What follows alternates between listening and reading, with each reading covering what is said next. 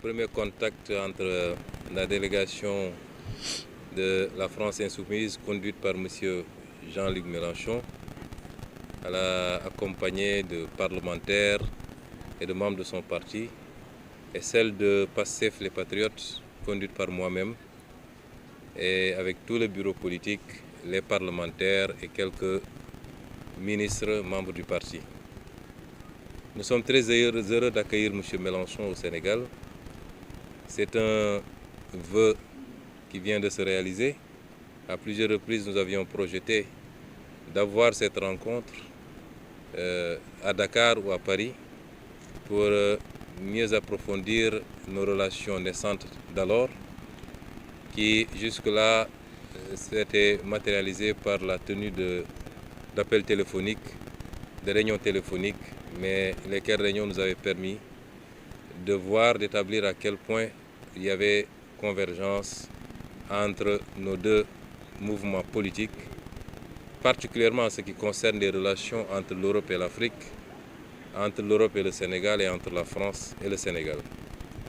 Et donc nous sommes heureux aujourd'hui de pouvoir recevoir M. Mélenchon et sa délégation à Dakar et de pouvoir avec tout le parti partager ces quelques heures ensemble que nous tâcherons de rendre les plus remplies, les plus agréables, mais les plus studieuses possibles également, puisque nous avons à travailler sur des thématiques extrêmement importantes qui interpellent nos deux pays, mais qui interpellent également nos deux continents.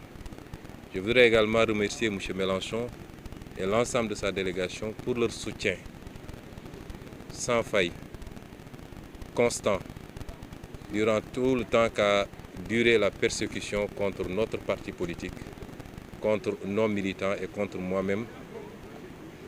Le mouvement La France Insoumise a été très présente et tout le monde a pu voir à quel point son soutien a été constant, sans arrière-pensée, au nom de la défense de la liberté, des valeurs que nous partageons, de la démocratie, mais également de la justice tout simplement. Monsieur Mélenchon, merci et veuillez transmettre nos remerciements à tout votre mouvement en France et dans le monde entier. Et nous sommes heureux également de pouvoir partager demain avec M. Mélenchon une conférence de presse, une conférence publique qui sera co-animée à l'université Cheikh Anta Diop de Dakar devant d'éminents intellectuels, mais devant également un parterre d'étudiants. Et nous aborderons ensemble la problématique du futur des relations entre l'Europe et l'Afrique, mais également entre la France et le Sénégal.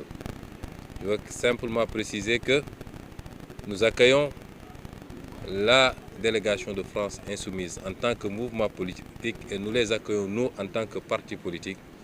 Je ne voudrais pas que l'amalgame soit fait. Ce n'est pas le Premier ministre du Sénégal qui accueille M. Mélenchon, même s'il est assez difficile de dissocier les deux, mais c'est le président du parti politique PASTEF les Patriotes qui, au nom de tout son parti, exprime toute sa satisfaction à recevoir cette délégation de la France Insoumise et à pouvoir travailler sur les 2 prochains jours sur les problématiques que nous partageons. Je souhaite donc un très bon séjour à M. Mélenchon et à sa délégation. Je vous remercie. Merci, Président.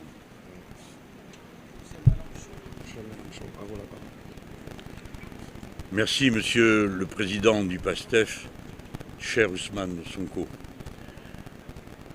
Vous avez eu raison de situer le cadre dans lequel se déroule notre rencontre. Quels que soient mes rapports avec le gouvernement et les autorités de la France, il va de soi que je souhaite la plus intense et la plus sincère et la plus mutuellement profitable des relations entre ma patrie et la vôtre. Dès lors, c'est comme partenaires politiques que nous nous rencontrons.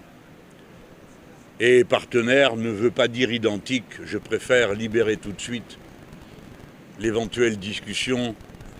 Nous ne sommes plus au XXe siècle et nous ne formons plus des syndicats de partis frères, ou supposait-elle, nous sommes des partenaires, c'est-à-dire que chacun, nous avons une politique, des objectifs, et c'est vrai que sur de très nombreux points, ils convergent absolument.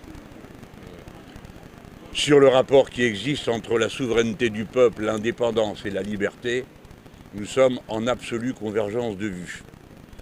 Sur le refus des politiques impériales, sur la nécessité de passer des bons sentiments aux accords concrets sur les sujets majeurs de notre temps, pour lesquels la France a, son peuple, le besoin terrible de l'aide du Sénégal, de sa jeunesse entreprenante, de ses intelligences disponibles. Et je pense à tout ce que l'on peut faire en direction de la conquête et de l'exploration de l'espace, puisque votre nation marche parmi les premières de celles d'Afrique qui sont en état d'y prétendre. Et le XXe siècle étant terminé, ainsi que les périodes de colonisation qui vous ont accablé pendant ce siècle, le moment est venu d'entrer dans de nouvelles ères du travail, c'est-à-dire où des causes communes nous rassemblent. Il y a cause commune sur l'espace, il y a cause commune sur la mer, il y a cause commune sur la façon avec laquelle nous pouvons aborder le problème de la vie, de la langue commune. Car n'en déplaise à quelques-uns de mes compatriotes, la langue commune, dont Sédar Senghor a été le premier chantre commun, la langue commune appartient d'abord à ceux qui la parlent. Et ceux qui la parlent, les plus nombreux, sont des Africains. Dès lors, c'est leur inventivité, leur créativité, leurs talents artistiques qui la nourrissent. Et je compte bien que les Français en profitent, s'ils ne sont plus eux-mêmes capables de le comprendre tout de suite. Rencontrer Ousmane Sonko est un moment émouvant. Ousmane Sonko, vous ne le savez peut-être pas encore, mais occupe une place singulière dans le paysage du continent africain. Pourquoi ? Parce que le Sénégal a une place particulière. Et c'est pourquoi nous avons eu si peur à un moment donné que ce pays que nous chérissons et dont nous connaissons la nature particulière des liens, je parle sentimentaux, je parle culturels, avec le peuple français est si précieux, et surtout le lien de ce pays à sa culture républicaine et démocrate. Que tout cela ne finisse par tourner terriblement mal. Ouf. Vous avez, Président, été en mesure à chaque étape d'une situation compliquée et violente, capable de surmonter l'épreuve et de nous avoir amenés tous au point où nous voici rendus.